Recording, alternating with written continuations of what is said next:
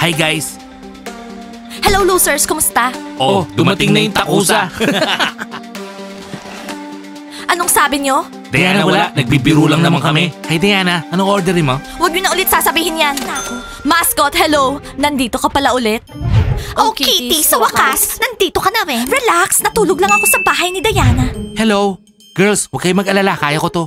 Ah, saan pupunta yung mascot? Papayaan mo nga siya. Isisave daw niya yung team natin. Hi Mia, ang saya ko nakita kita ulit. Hello, mascot. Aalis na kami ni Mia. Busy kami. Bye, mascot.